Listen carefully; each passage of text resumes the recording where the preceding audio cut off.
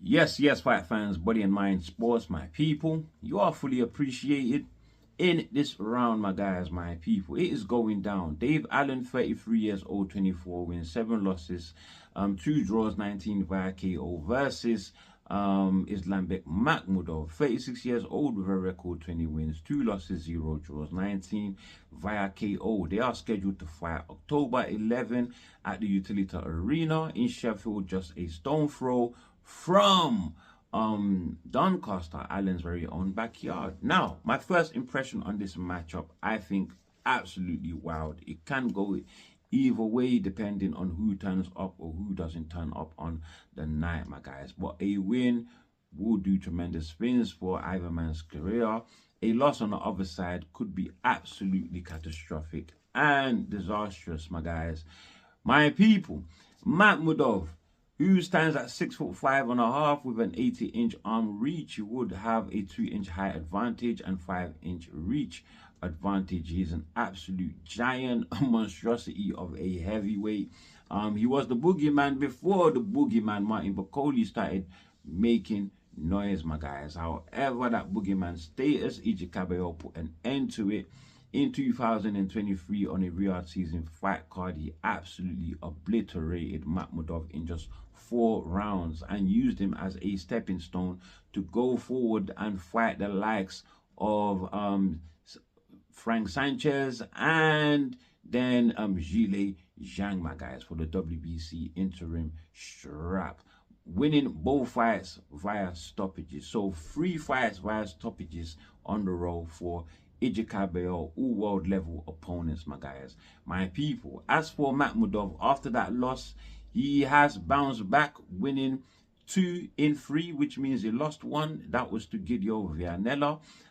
He bounced back after Vianella with a first round KO, my guys, my people. But he's been stopped twice by Cabello and Vianella.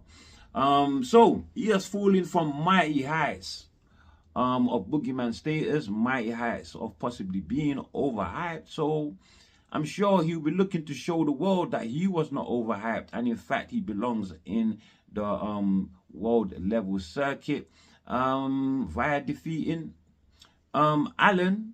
That should push him a step in the right direction, I guess. However, for Allen, he beats Makhmudov. It does very much the same thing for his career as it did for Usyk Vacate's. Of course, it will push Allen into the world level circuit where he will get possibly harder fights, but bigger fights, right? Having bolstered up his name and his notoriety, my guys, my people. So more money, more problems for Allen, who is in a very great position.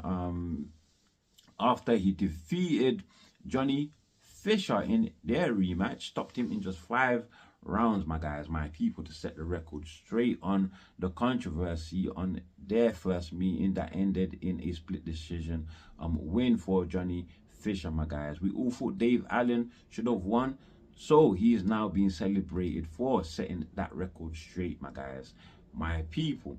Other than that, which I would say is Allen's best performance to date, you also have to consider his performance against Lucas Browne, though. Lucas Browne, former heavyweight champion, so that was a great performance.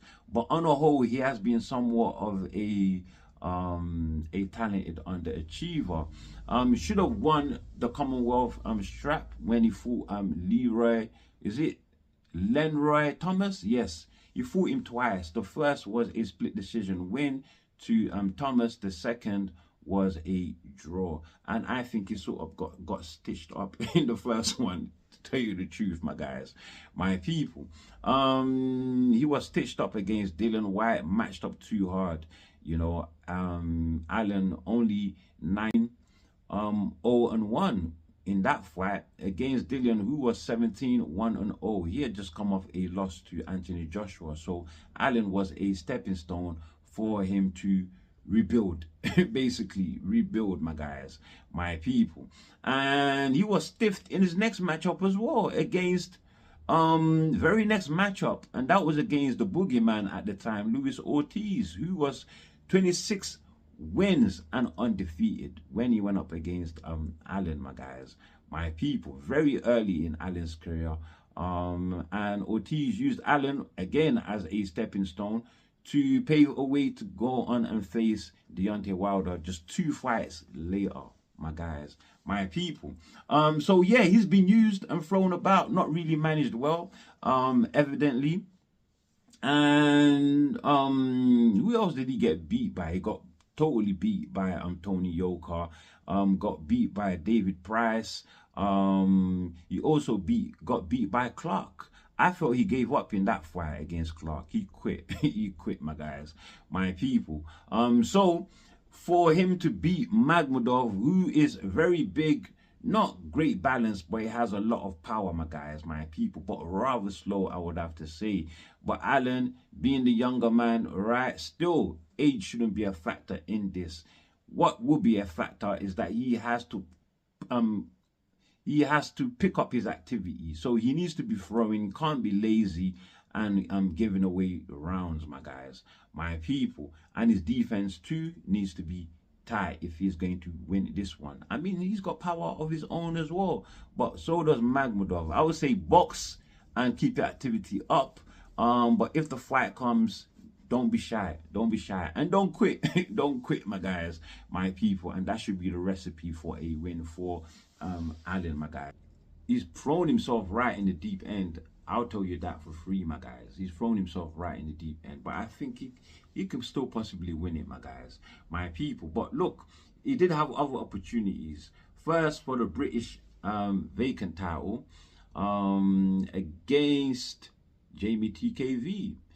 But now Jamie TKV, it looks like he might be fighting what's his name for the title. He might be fighting Fraser Clark for the title.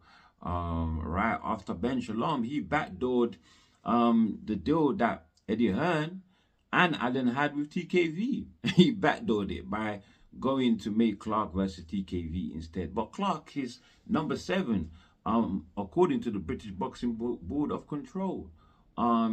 Is number 7 British heavyweight, right?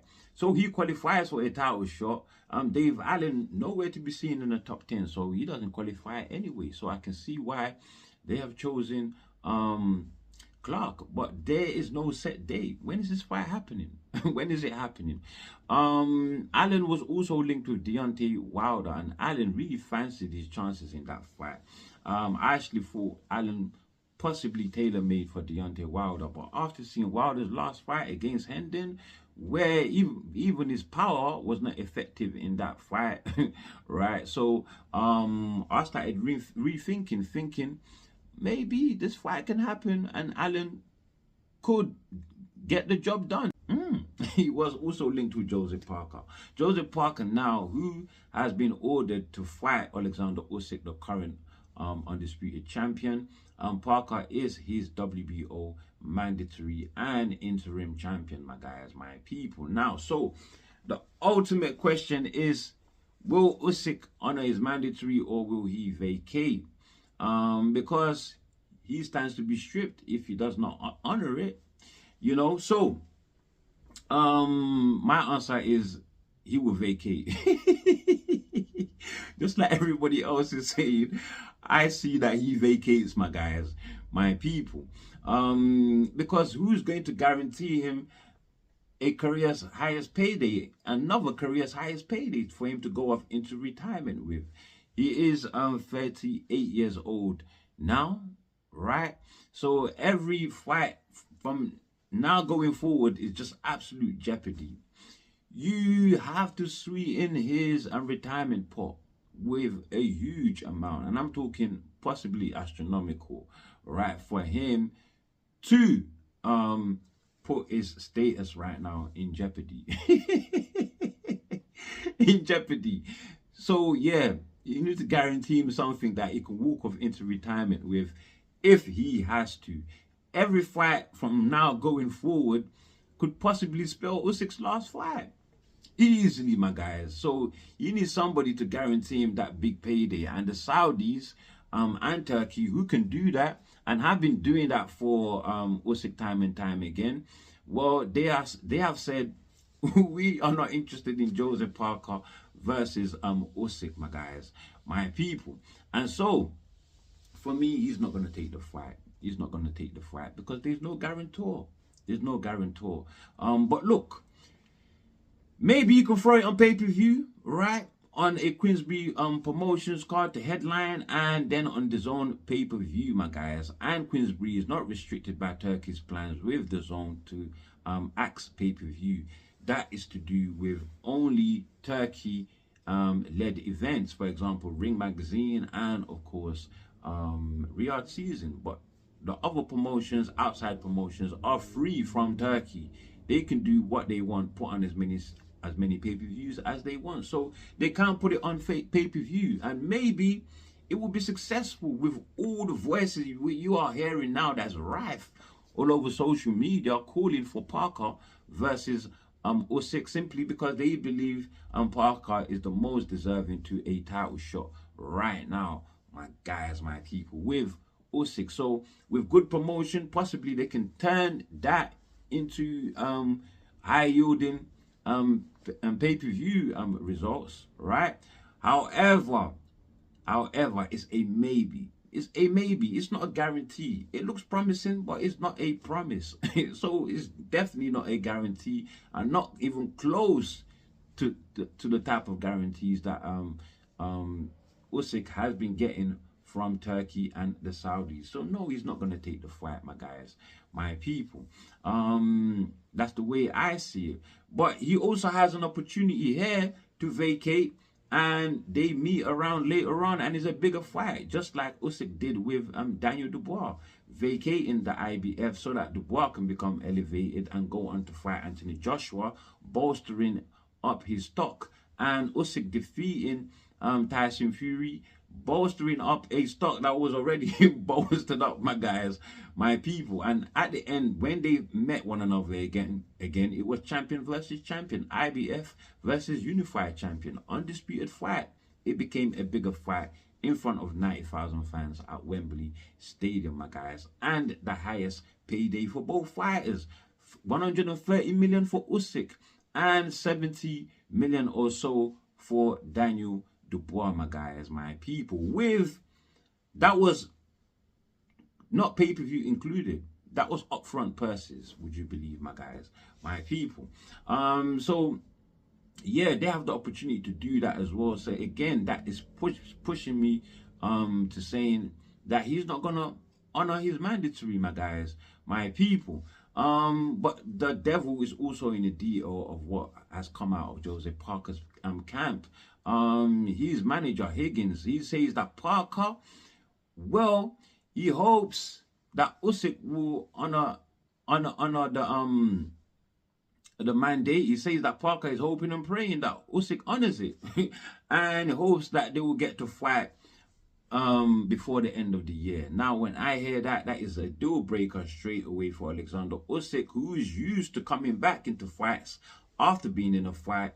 Is used to coming back after 7 months or so, you know. So he's not going to disrupt a system that has served him well time and time again, and served him well enough to get his career's highest achievements and his career's highest earnings. He's not going to change that, not for Parker or for the damn WBO, my guys, my people, who have done nothing for him in the sport of boxing, my guys, my people. I think Usyk comes back earliest February or after that, my guys, my people. Who he fights then, I don't have any idea for now. Hopefully not Tyson Fury, who hopes for a fight for Usyk in 2026. Hopefully not, because there's no reason for that fight to happen unless they're just chasing money. So yeah, that would just be a fight to swindle the fans. Fury has already lost twice. We don't need a trilogy, my guys, my people. So yeah, that for me is the nail in the coffin, that Usyk is not returning before 7 months to fight Joseph Parker. He's not returning before the end of the year, so that's a deal breaker. And I think he vacates the title and Parker elevates, right? But who is the alternative? The Saudis, his guarantors, they say we don't want Usyk and Parker, my guys, my people. But what is the alternative? They have Moses Itauma. They want Moses Itauma to fight Usyk. They want to make this sizzling prospect #1 under the WBO to fight Usyk, my guys, my people. Now, again, I don't see Usyk taking this fight unless there is an all-time career's highest payday, my guys, my people. Like I said, he needs something to go into retirement with on a hash. Especially should it be his last fight, my guys, which we don't know whether it will be or not. But Usyk himself is not like he's chasing this fight with Moses Itauma. It's not like he's chasing it. He could take it, but it's not like he's chasing it. He does not even have Moses Itauma on his radar. And in fact, if he beats Moses Itauma, if he totally obliterates him, will he get the credit for beating a fighter that is 12-0, right? With what, 10 knockouts? 10 knockouts and undefeated. No, he wouldn't if he totally obliterates him. Regardless that he's ranked #1 under the WBO, the rankings don't tell you the full story of they don't tell you how good a fighter is. We've just been basing this on how Itauma has been looking against journeymen. He's been looking elite against journeymen, but can he look elite against an elite fighter? That is what we don't know, because he's never even proven himself against somebody who is fringe world level. Never, not even got close to world level, my guys, my people. So if Usyk totally obliterates him, all we're going to be hearing is that he was too young, too inexperienced. He was not ready, my guys, my people. And the biggest criticism of all time, the worst thing you can do to a fighter is that he was overrated. That would be the excuses. Usyk would not get no credit. And you have to take into consideration as well the bearings on what that can have on Moses Itauma's career. If he was to get a total beating, right? Could he have learned the lesson too early that would have an adverse effect on his career, or would he have learned it, you know, at the right time to improve him as a fighter? You got to think about all of those things, my guys, my people. So for me to get excited about Usyk and Moses Itauma, well, Moses Itauma, he definitely needs to beat Dillian Whyte come August the 16th in emphatic fashion, either knocking him out or a shutout. A shutout, my guys. The win needs to be definitive. That is what I'm trying to say, my guys, my people. Then I would say, okay, maybe you could have a chance against Usyk, because there's nothing to say that he will do great against Usyk. We're just going by eye test. We are just going by eye test. And whoever wins, we need them to get their credit. So yeah, let's see how Itauma and Dillian Whyte goes first, because I can guarantee you, if Itauma struggles against Dillian Whyte, even if he wins, he won't be in any hurry to go into an Usyk fight, my guys, my people. With that said, on to the next. Eddie Hearn and Nikita, they've been discussing. So Jake Paul is serious about this AJ fight. He's serious about this AJ fight. Jake Paul, boy, he seems also serious about fighting Usyk in MMA. Now, Turki, he's backing the Jake Paul AJ fight. He wants that fight. He hopes AJ knocks Jake Paul out of boxing, which is going to be hard to get Jake Paul out of boxing. I'll tell you that for real, my guys, my people. But yeah, he's backing Jake Paul and AJ, but he's not backing AJ. But he's not backing Parker and Usyk. Pac and Usyk would have been a great fight. It would have been a great puzzle for Usyk, for both fighters, to tell you the truth, my guys, my people. Yeah, but with that said, that's all I have for you on this one, my guys, my people. Before you leave, do like, do share, subscribe. Of course, drop your comments below. And as always, my people, stay super, super